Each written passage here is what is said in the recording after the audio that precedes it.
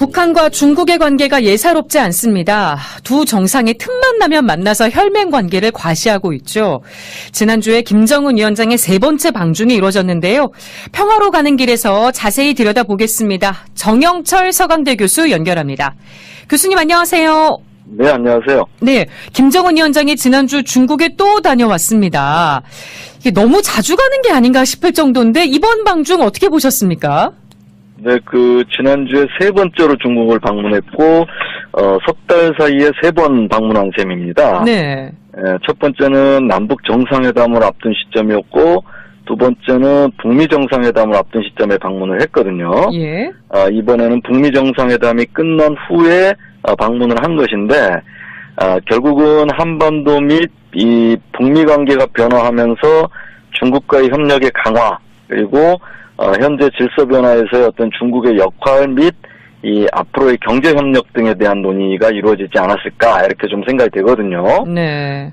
결국 현재 변화에 대처해서 북미 회담의 결과를 설명하고 또 앞으로 북미 회담 이후의 후속 조치들에 대한 양국 간의 논의, 그리고 북중 간의 경제 협력, 직접적으로는 중국의 제재 조치에 대한 해제, 이런 것들이 논의됐다, 이렇게 좀 볼 수 있을 것이고요. 네. 이번에 방문을 보면은 이제 북중 관계가 적어도 두 당 및 두 국가 간의 관계에 있어서는 완전히 정치적으로 회복이 되지 않았는가.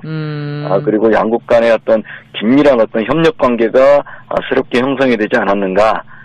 이거는 서로가 전략적으로 서로를 필요로 하는 존재라고 하는 것을 이번에 다시 한번 확인을 해준 것이 아닌가 이렇게 좀 보여집니다. 네, 이번 방중에 박봉주 총리 또 박태성 부위원장이 동행했습니다.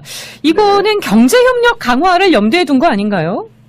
얼마 전에 이 북중 정상회담 이후에 그 대규모 시찰단이 중국을 방문해서 이 중국의 경제 현장 이곳저곳을 이렇게 좀 살펴본 적이 있습니다. 그렇죠.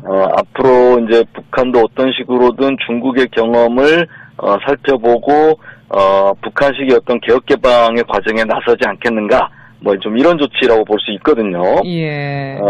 그러니까 중국을 통해서 경제적인 분야에서의 어떤 이 경험들을 학습하는 것이라고 볼 수 있고요. 이 박봉주 총리는 현재 북한의 이 경제사령탑을 맡고 있고, 이 박태성 부위원장은 과학교육 담당 부위원장입니다. 네. 그러니까 얼마 전에 이게 북한이 당 중앙위원회 전원회의에서 뭐라고 그랬냐면, 앞으로 경제 발전을 하는데 과학교육을 통해서, 즉 과학기술을 통해서 경제 발전을 하겠다. 그리고 당의 주요 간부들이 이 과학 사업을 하나씩 맡아서 성과를 내라. 이렇게 이야기하기도 했습니다. 예. 이런 게 보면은 이 박봉주와 박태성 두 사람의 동행은 이번에 북중 회담에서 경제 협력이 굉장히 중요한 의제로 논의되었을 가능성이 높다라는 것이고, 그만큼 경제 분야로 현재 북한이 이 국가의 주된 관심을 돌리고 있는 것이 아닌가, 이렇게 좀 생각이 듭니다. 네. 북중 정상이 연회에서 주고받은 말도 예사롭지가 않습니다. 거의 과거 혈맹 수준으로 돌아간 것 같아요. 네네. 연회에서 서로가 좋은 덕담들을 하는 것은 굉장히 자연스러운 일이라고도 볼 수 있는데요. 예. 그 내용을 보면은 시진핑 주석이 뭐라고 그랬냐면, 이 중조 관계가 새로운 발전 단계에 들어서고 있고, 이 중조 친선 협조 관계가 새로운 생기와 활력에 넘쳐 있다, 이렇게 이야기를 했습니다. 네. 이에 대해서 이제 김정은 위원장이 두 나라, 두 당, 두 나라가 이 전통적인 관계를 초월해서 동서고금의 유례가 없는 특별한 관계로 발전하고 있다.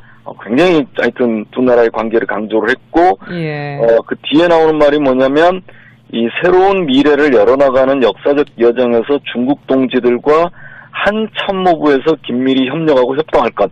한 참모부, 이런 표현들이 지금 나오고 있거든요. 예. 이런 말들을 보면 불과 몇 달 전까지만 해도 우리가 북중 관계가 역사상 최악의 관계다, 이렇게 평가를 했는데, 지금 이런 말들을 보면은 최상의 관계로 급변하고 있다, 이렇게도 좀 평가할 수 있을 것 같고요. 예. 그래서 이번에도 이 서로가 전략적 가치를 서로가 인정을 하고, 결국에는 이 서로의 어떤 국가 이익을 위해서 서로가 이 전략적인 협력 관계를 맺고 발전하는 것을 확인하는 그런 자리가 아니었나, 이렇게 생각이 듭니다. 네. 방중 기간에 보도가 나온 점도 이례적이었습니다. 이것도 북한의 변화된 모습으로 봐야겠죠? 네, 그렇습니다. 일반적으로 북중 간의 최고 지도자가 이렇게 특히 북한 쪽에서 중국을 방문을 하게 되면 방문 일정이 모두 끝나고 북한으로 이렇게 귀환을 한 이후에야 보도가 되는 것이 지금까지 일반적인 관례였거든요. 예. 근데 이번에는 지난 19일 날 김정은 위원장이 중국을 출발하고 도착해서 공식 일정이 시작되면서부터 보도가 되기 시작했습니다. 예. 어떻게 보면은 국제적인 의뢰의 어떤 일반적인 모습이라고 할 수 있는데 김정은 위원장이 이번 중국 방문은 그런 국제적인 일반 관례를 수용한 것이 아닌가. 이 역시도 북한의 변화된 모습이고 앞으로도 과거와 달라진 어떤 북한의 외교 형태 혹은 뭐 외교적 관례 뭐 이런 것들을 추구하지 않을까 이렇게 생각이 됩니다. 네. 북미 정상회담 합의 사항인 미군 유해 송환이 뭐 속도를 내고 있는데요. 앞에서 전해드렸고요. 네. 한동안 잠잠했던 존 볼턴 백악관 보좌관이 북중 정상회담 직후에 한마디 했습니다. 네네. 이건 어떻게 봐야 될까요? 이 존 볼턴 보좌관이 이제 그 이미지가 그간 우리의 현재하고 별로 어울리지 않기 때문에 그가 등장했다 그러면 별로 유쾌하지는 않습니다. 예. 그의 맡은 바 일이 결국은 백악관에서 트럼프 대통령이 안보보좌관으로서 일이거든요. 네. 그렇기 때문에 또 어떻게 보면 그가 등장하는 것 그 자체가 또 사실 이상한 일은 또 아니다. 또 이렇게도 볼 수 있습니다. 이번에 그가 한 발언을 보면 이 북한에 대해서 핵과 탄도미사일 프로그램을 포기할 것일지의 여부에 대해서 결정적이고 극적인 선택에 직면해 있다. 이렇게 이야기를 했습니다. 예. 그러면서 여기에 생화학 무기까지 지금 거론을 했거든요. 네. 또 여기다 뭐라고 그랬냐면 조만간 폼페이오 국무장관이 북한 당국자와 만날 것이고 이 미국은 늘어지는 대화에는 이 흥미가 없다. 또 이렇게 이야기를 했습니다. 예. 어떻게 보면은 과거 이 존 볼턴 보좌관이 했던 발언과 비교를 해보면 또 그다지 또 특별히 강경한 발언이다. 또 이렇게 보여지지는 않고요. 다만 북한에게 시간을 끌지 말라. 뭐 이런 좀 압박의 차원이 아닌가 좀 생각이 되고 네. 또 일각에서는 폼페이오 장관과 역할을 일정하게 분담한 것이 아니냐 뭐 이런 좀 분석도 하고 있거든요. 예. 어찌됐든 간에 이 북한이 시간을 끄는 것에 대해서 사전 경고의 어떤 입장을 보여주면서 미국의 어떤 원칙적인 입장들을 다시 한번 강조한 것이 아닌가 그렇게 생각이 됩니다. 네. 트럼프 대통령이 대북 제재를 1년 연장한 것도 압박일까요? 어떻게 보세요? 이번 조치는 행정부 명령으로 이루어지는 총 6건의 대북 제재를 1년 더 연장하는 그런 조치거든요. 예. 이게 이제 일몰 조항이 있기 때문에, 시간이 되면 의회 통지를 해야 되고, 관보에 게재를 해야지 1년이 연장이 됩니다. 네. 이번의 조치는 어떻게 보면 트럼프 대통령이 북미 정상회담이 끝나면서도 그렇게 이야기를 했어요. 북한의 비핵화가 이루어지기 전까지 대북 제재는 여전히 유효하다. 이런 이야기를 했습니다. 예. 그렇기 때문에, 아직 비핵화 초입 단계에 있기 때문에, 미국이 대북 제재 조치를 해제하거나 뭐 이럴 단계는 아니고요.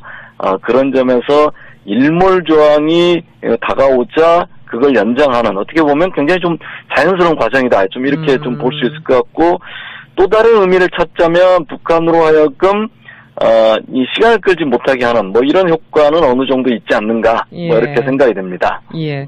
끝으로 남북이 이산가족 상봉 날짜를 확정했습니다. 근데 정례화 방안은 빠졌네요. 네, 일단은 오는 8월 20일에서 26일 사이에 금강산에서 이산가족 상봉을 하기로 했습니다. 예. 애초에 남북 적십자회담에서 이 북한에 억류되어 있는 우리 국민의 문제, 그 다음에 또 이 남쪽에 현재 와 있는 탈북자 종업원 13명의 문제, 예. 뭐 이런 것 때문에 남북 합의가 좀 쉽지 않을 거 아니냐, 뭐 이런 예측이 있었는데, 이 판문점 선언에서 이산가족 상봉은 이 8월 달에 하기로 했고, 그래서, 그 문제에 대해서는 남북이 합의를 한 것으로 이렇게 보여집니다. 네. 다만, 이번에 남북 각 100가족씩 이 상봉을 하기로 했거든요. 그랬죠. 이렇게 되면 현재 좀 이산가족 상봉을 신청한 이산가족 숫자가 약 5만 6천 명 정도 됩니다. 네. 만약에 이렇게 한 번에 한 100명, 200명 이렇게 만나게 되면 사실 이 기약 없는 시간을 보내야 되거든요. 네. 그렇기 때문에 이산가족 상봉도 사실은 좀 뭐 화상상봉이라든지 편지교환이라든지 정례화라든지 혹은 자유로운 어떤 성묘라든지 방문이라든지 이런 좀 다양한 프로그램들을 가지고 앞으로 남북이 좀 논의를 해야 되지 않을까. 예. 이제는 이제 첫 발을 떼었으니까 이 이산가족 상봉 문제에 대해서는 남북 당국이 좀 더 적극적으로 좀 임하는 것이 좀 우리의 바람이기도 하고 뭐 그렇습니다. 네, 평화로 가는 길 서강대 정영철 교수와 함께했습니다. 교수님 오늘 말씀 잘 들었습니다.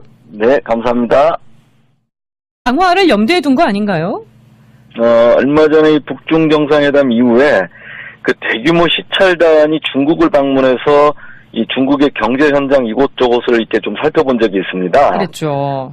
앞으로 이제 북한도 어떤 식으로든 중국의 경험을 살펴보고 북한식의 어떤 개혁 개방의 과정에 나서지 않겠는가?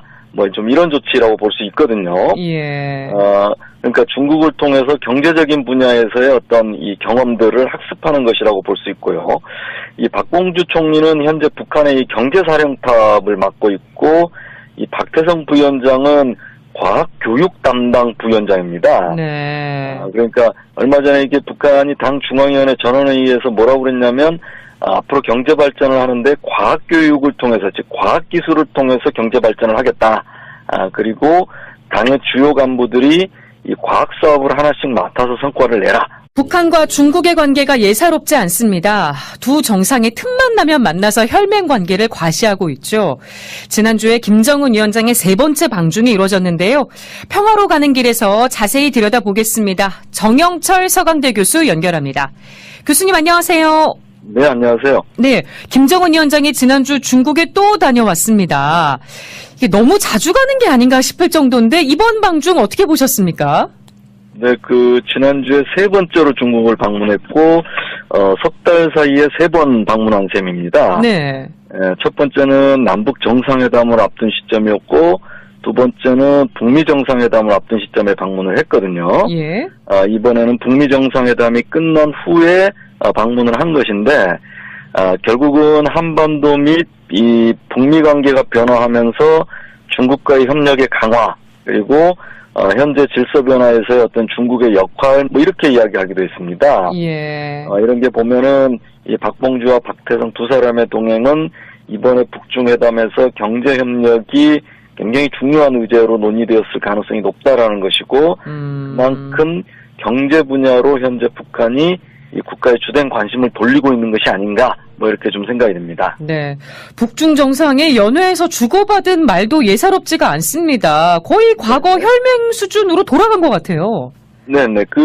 연회에서 서로가 뭐 좋은 덕담들을 하는 것은 굉장히 자연스러운 일이라고도 볼 수 있는데요. 예. 그 내용을 보면은 시진핑 주석이 뭐라고 그랬냐면, 이 중조 관계가 새로운 발전 단계에 들어서고 있고, 이 중조 친선 협조 관계가 새로운 생기와 활력에 넘쳐 있다, 이렇게 이야기를 했습니다. 네. 이에 대해서 이제 김정은 위원장이 두 나라, 두 당, 두 나라가 이 전통적인 관계를 초월해서 및 이 앞으로의 경제 협력 등에 대한 논의가 이루어지지 않았을까, 이렇게 좀 생각이 되거든요. 네.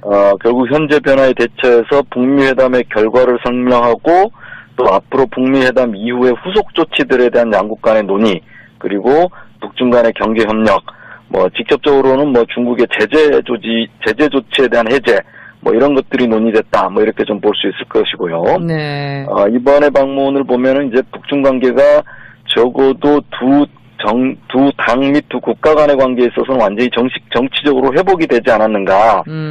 그리고 양국 간의 어떤 긴밀한 어떤 협력 관계가 새롭게 형성이 되지 않았는가. 이거는 서로가 전략적으로 서로를 필요로 하는 존재라고 하는 것을 이번에 다시 한번 확인을 해준 것이 아닌가, 이렇게 좀 보여집니다. 네. 이번 방중에 박봉주 총리 또 박태성 부위원장이 동행했습니다. 이거는 경제협력 동서고금의 유례가 없는 특별한 관계로 발전하고 있다. 굉장히 하여튼 두 나라의 관계를 강조를 했고, 예. 그 뒤에 나오는 말이 뭐냐면, 이 새로운 미래를 열어나가는 역사적 여정에서 중국 동지들과 한 참모부에서 긴밀히 협력하고 협동할 것. 한 참모부, 뭐 이런 표현들이 지금 나오고 있거든요. 예. 이런 말들을 보면 불과 몇 달 전까지만 해도 우리가 북중 관계가 역사상 최악의 관계다, 뭐 이렇게 평가를 했는데, 지금 이런 말들을 보면은 최상의 관계로 급변하고 있다, 뭐 이렇게도 좀 평가할 수 있을 것 같고요. 예. 그래서 이번에도 이 서로가 전략적 가치를 서로가 인정을 하고, 결국에는 이 서로의 어떤 국가 이익을 위해서 서로가 이 전략적인 협력 관계를 맺고 발전하는 것을 확인하는 그런 자리가 아니었나 뭐 이렇게 생각이 듭니다. 네. 방중 기간에 보도가 나온 점도 이례적이었습니다. 이것도 북한의 변화된 모습으로 봐야겠죠? 네, 그렇습니다. 그 일반적으로